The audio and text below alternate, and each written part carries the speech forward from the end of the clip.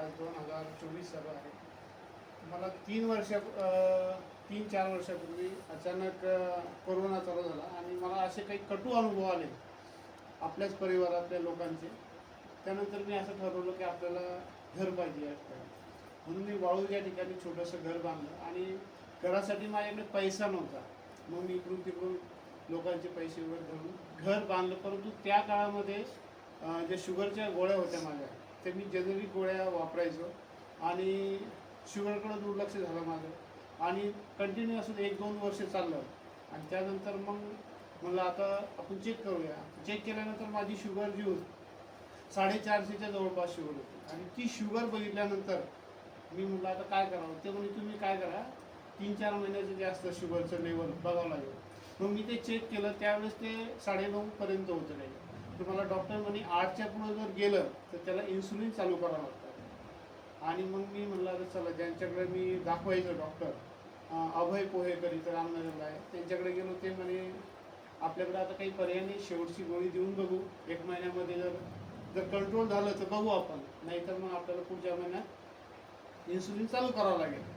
आणि मग आमचे मित्र सहज मी त्यांना फोन केला, पांचाल सर म्हणून, आणि ते जे आहे परमेश्वर यांचे मित्र, ते म्हणे आपल्याकडे एक औषध आहे, तुम्ही या बघा, पडलं तर घ्या, नाही तर नका घेऊ. मरता नो क्या करता, म्हणजे असं म्हणे. आता शुगर म्हणजे लहानपणी जर मला इंजेक्शन जर टोचलं तर मी रडायचो. ते इंजेक्शन घ्यायच्या अगोदर मला कसं तरी वाटायचं, पण घेतल्यानंतरही मी थोडासा घाबरलेला असायचो. त्यावेळेस मला वाटलं आता इंजेक्शन चालू होणार, पोटात तिकडे तिकडे घ्यावं लागणार. त्याच्यासाठी ते इंजेक्शन नको म्हणून मी त्या मित्रांवर विश्वास ठेवला आणि नाविलाजाने सरांवर पण विश्वास ठेवला. कारण मी सहजासहजी कोणावर विश्वास ठेवत नाही, पण त्यावेळेस परिस्थिती अशी होती की मला विश्वास ठेवल्याशिवाय पर्याय नव्हता. मग ते औषधी वगैरे घेतली. ती औषध घेण्याची माझी इच्छा नव्हती, कारण त्याची जी किंमत आहे फार होती. तर सर म्हणे तुम्ही घ्या. त्यावेळेस त्यांनी मला रस पण पाजला, घ्या म्हणे, याच्यानंतर तुम्ही परत विचार म्हणे. आणि खरोखर मी ते औषध घेतलं. 1 महिनाच ते औषध घेतलं आणि 1 महिन्यानंतर मी शुगर चेक केली.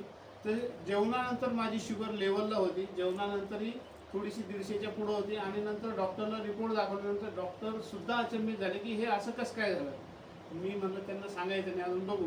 आणि मी ते औषध आजही घेतो आणि माझी शुगर कंट्रोल आहे.